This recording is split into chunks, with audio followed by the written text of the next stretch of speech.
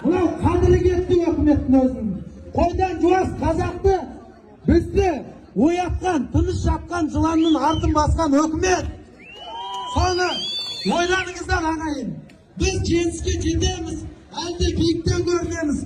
Қазақ елінің жағдайы түзеліп, қазақ жетімін жылатпаған, жесірін құлатпаған халықпыз. Әлде солай болады. Ағайын, біздің жеріміз кең, бүткіл жерді шиенділер албаған. Ояныңдар, қазақтар, ояныңдар.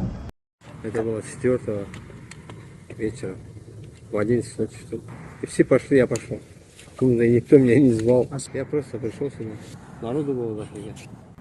15 күні ДВД-ға шақырды. Сөз аяғымен бардым. Сол 15-іне бастап қамалдым. Жақсы таяқ жедім. Әбден соқты. Ол жерде соққанда маған қару-жарақты мойында деп соқты. Соштан акиматқа шықтым, митингқа шықтым деген ол жай ғана бет жағы болды. А түп тамырда маған жоғалған қаруды мойындап тап деп. Сондай мен жақсы таяқ жедім. 4 қабырғам сынды оң жақта. Шекенің бәрін жыртып тастадым, қас қабаттың бәрін шитпен соғып. Ол міне көтінше шитпен соққаннан.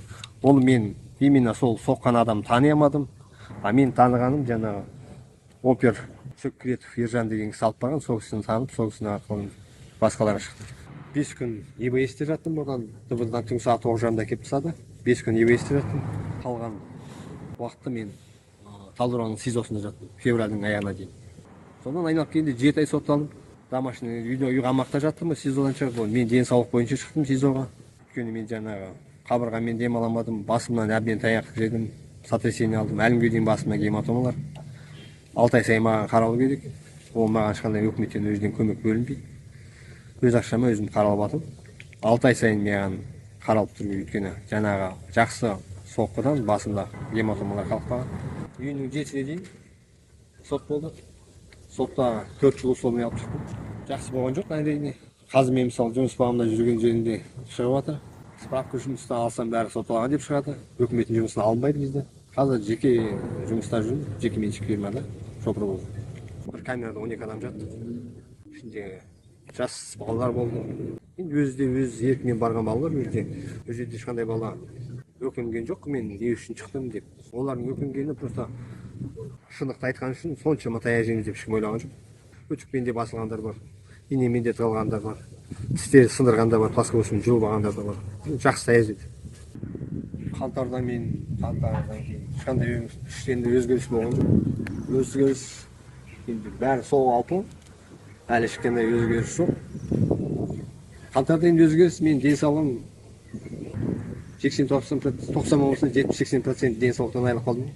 Болашақта өзгеріс болмаса, қазір дан момент осы күнге дейін ешқандай өзгеріс болмайды. Халықтың алаңға шыққан себебі жаңағы жемқорлығы да бар, жетіспеушілік те бар, жұмыссыздық. Мысалы Талдықорғанда мен басқа жаққа жауап бере алмаймын. Біздің мына таза Талдықорғанда 1 грамм завод жоқ. Халық мысалы тоқ болса, бәрі жетістік тұрса, кім бар шығады ат жөнін жеп. Беталбатта ешкім митингқа шығып, өзін-өзі хайп жасамайды, өзін көрсету үшін.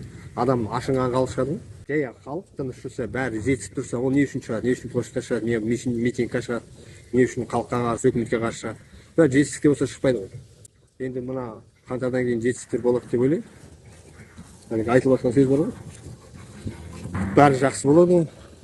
Бозторғай қой үстіне жылы қайтты, сол күнге жетіп, бәрі жақсы болса, халық тыныш болады, ешкім ешқайда шықпайды. Енді үкіметтен күтемін мен. Жақсы хабарлар, жақсы жаңалықтар.